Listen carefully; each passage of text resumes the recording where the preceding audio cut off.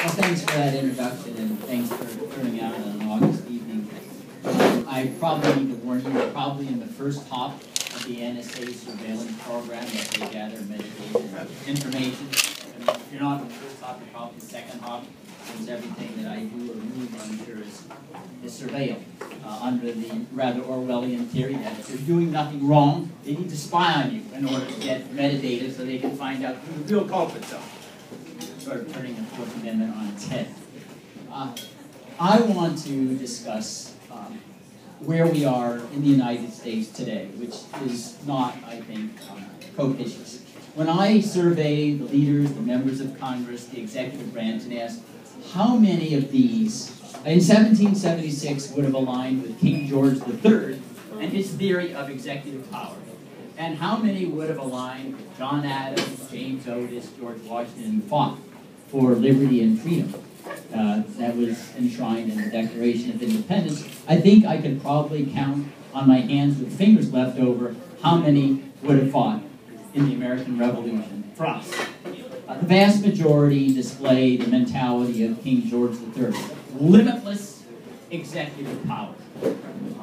Whether it's the power to stick anybody on an assassination list in secret and unilaterally pronounce or imminent threat and vaporize us, dispatch us to Guantanamo Bay without due process on the theory we're associated with some force that's connected in some way with Al-Qaeda, without accusation or charge, or whether he can spy on Americans without warrants, without any external review, relying on internal audits. All of these earmarks of limitless executive power would have made George III blush with envy. One of the indictments against King George III in the Declaration of Independence was he denied us a right to jury trial. But at least it was a trial. And now you don't get a trial whatsoever. But these are just symptoms of, I think, there's a greater pathology of the United States as we have degenerated, from my book calls, from a republic with Republican principles to an empire with principles of domination, control, risk-free existence, which subordinates liberty to any kind of claim of national security, foreign policy, or otherwise. I want to begin, then, with reviewing what the fundamental principles of the United States were, which made us different from all other countries of the world in 1776. Indeed, principles which made all of the empires in the world shake with terror, fear that our ideas would spread, as they did soon to France. The basic fundamental principle of the Declaration is that we are all born with unalienable rights. Rights that exist just because we're human beings. We don't have to defend that. The right to life, liberty, and the pursuit of happiness. And that the purpose of government, the purpose why we emerged from a state of nature and established government, was to secure those rights. That's the end game. It's not to build empires, not to build big corporations or ride around the world like a colossus telling other people what to do. The purpose was one: secure those individual rights that we were all born with. And moreover, those governments established their authority or legitimacy based on the consent of the governed, which means what? Transparency. You get to know what your government is doing because you get to decide whether you want to change it, right? Secret law was anathema to the idea of government and to the Founding Fathers. The kind of secret law that we just experienced was at least 7 years in the United States. No one knew what the spying policies of the NSA were. And these fundamental principles of why we exist as a nation have been lost. The final end of the state, according to the Declaration, is to make men and women free to develop their faculties. And that anything that subtracted or subverted that opportunity, an opportunity to fail, just like an opportunity to succeed, was to be dubious constitutionality. Dubious constitutionality. And think of how far we've come from that.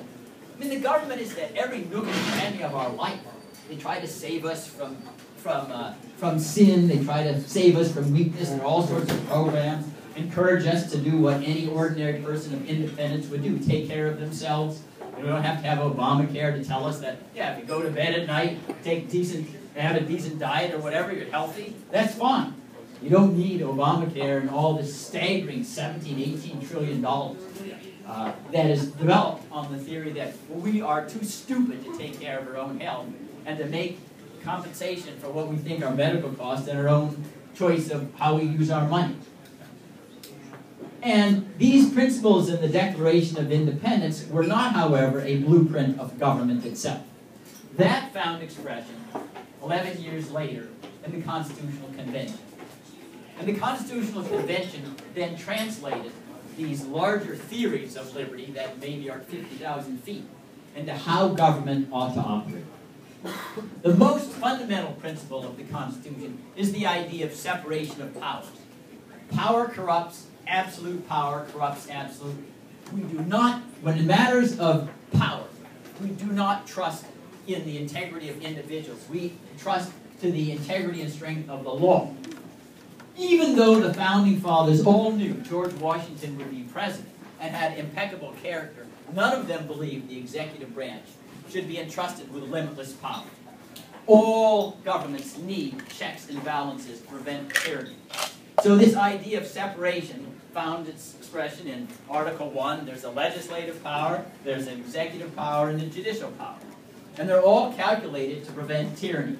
One faction, one authority from tyrannizing over another. The Founding Fathers were not starry-eyed. They operated on the assumption and made deductions, as they called it, for the ordinary depravity of human nature. That was none of this, oh, well, just trust the president. He's an honest guy. He would never do anything bad. You don't need transparency if you have really good people who only tell really tiny untruths under oath. Not big ones, just small ones. Those are the people you can really trust with all this data, right? Like Mr. James Clapper, who probably couldn't even get a security clearance if he were a junior officer applying for the NSA, for the CIA. Now just think today how this idea of separation of powers has been totally vivisected. Yeah, that's sort of a euphemism. It doesn't exist anymore. We have virtually one branch government that plays judge, jury, prosecutor, and executioner, all in one row. And we're told that, oh, there's checks and balances here, because the executive is really careful before they decide who to kill. Oh, isn't that calm, you know? I walk by the White House every day to work, every day, and I say, oh, well, I'm sure they won't kill me unless they really do a good background, guys. And I've never once seen a sign that said, Mr. President, you need more power to make me safe. Never once. Never once seen a sign that said, the president is too weak. We need to give him more authority to spy on us, to make us safe. That's just one example. Look at all, it's almost routine now in the papers. The president decides he doesn't like the law, so we'll just sort of suspend it. Health care is not working out quite right, he'll just delay their implementation. 1 year, 2 years, however he decides. Oh, the president doesn't like the sentencing that's stipulated in federal statutes. Too many prisoners. All right, the Attorney General decided to ignore the law. He doesn't actually need to change the law in Congress. He just, immigration, well, we're deporting too many immigrants. I mean, those who are undocumented, whatever the current politically correct way to refer to them as illegal aliens one day, they're undocumented, the next day they would be citizens once the statute is passed the next day. Well, all right, we'll just decide not to deport them by decree.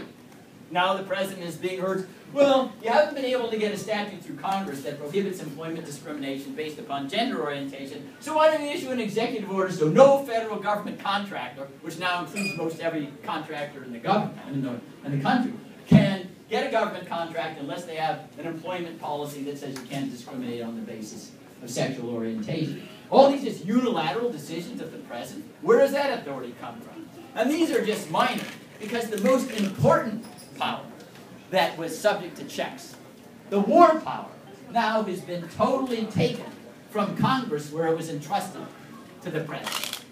The president has claimed Libya, he can declare war on Iran, he can do anything to use the United States military offensively without any consent from Congress, no authorization. He even in the Libyan war spent money that Congress hadn't even appropriated for the war to save the Libyans, from destruction. And now we see what the result is. It's what in Jimmy Carter's days was called an incomplete success, right? So we have in Libya, an incomplete success, like the